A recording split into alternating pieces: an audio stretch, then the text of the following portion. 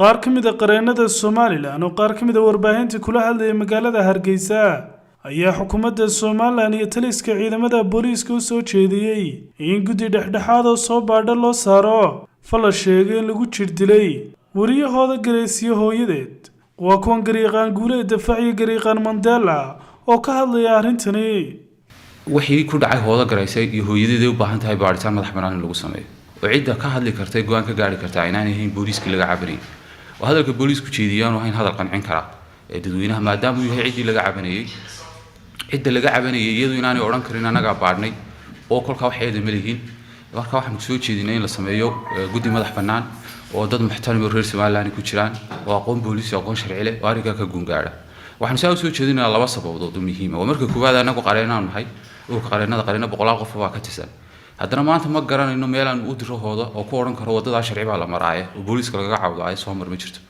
way ogeedeen xeerkii booliiska muddo 10 sano laga soo shaqeynayay qodobadii shacabka ilaalinayay ee guddida madax bannaan cabashada lagu sameeyay waa laga saaray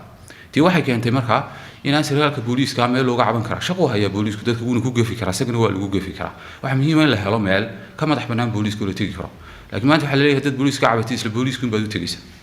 taasina meel adduunka kama dhacdo qofkii dibta laga sheeganayay in isaga la yiraahdo ayaa gartan qaadi kara oo waxna ku xukumi kara waxna ka xukumi kara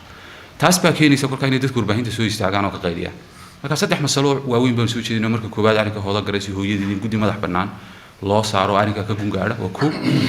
laba in dib u habeyn booliiska lagu sameeyo saliya baara oo saddex mas'alo waaweyn wax laga bedelo waa in laga bedelo qaabka booliiska loo shaqaaleysiiyo si dadka booliiska loo qorayaa inuu noqdaan dad ixtiraamka iyo akhlaaqda iyo dadnimada yaqaan dadka ixtiraama laba in la sameeyo meel booliiska laga caban karo oo ka madax bannaan booliiska oo dadweynaha booliiska wax ka tirsanaya u tagi karaan kolka hadii dadweynahaasi waxay sheeganayaan sax yihiin ay qaato hadii laga gardareeyay booliiskana yiraahdo waa laga gardareeyay laga tago ta saddexaadna waxa weeye booliisku lagu soo celiyo maxkamadaha madaniga oo maxkamadaha militariga laga daayo waxaanu halkan maanta ku yeedhnay inaanu ka hadalno halkan oo ah xafiiskii ururka qareennada Somaliland ee Sola inaanu ka hadalno dhacdadii hooda Gareys iyo hooyadeed Suleekha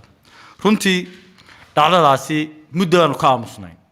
ururka qareennadu ka aamusnaayeen wax kale looga aamusnayn waxa aanu jaanis markii hore siineynay madaxda booliiska iyo qaabkay uga hadasheen sugeynay waxa kale oo anigu aanu ku hawlanay ururka qareennadu waa garsoorayaal oo kale inaanu markii hore dhacdada si qoto dheer u soo baadhno habeen saddexaadkii hooda Gareys gurigaan ku booqanay hooyadeed runtii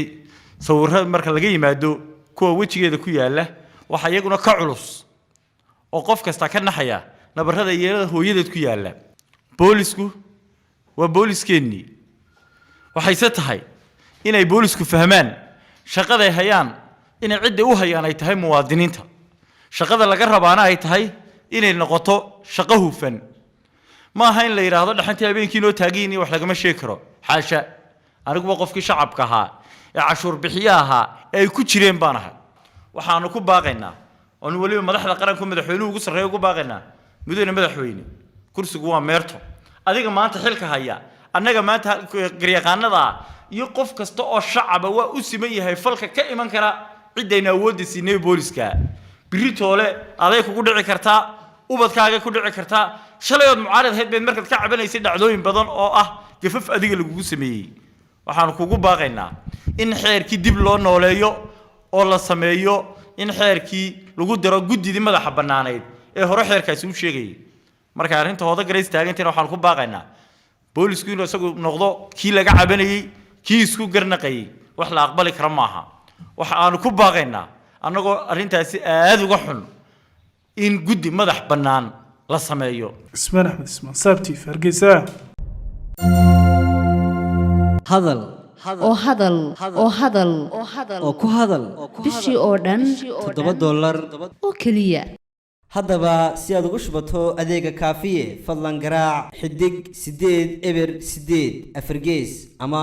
xidig 2 eber 2 tayo waa Telesom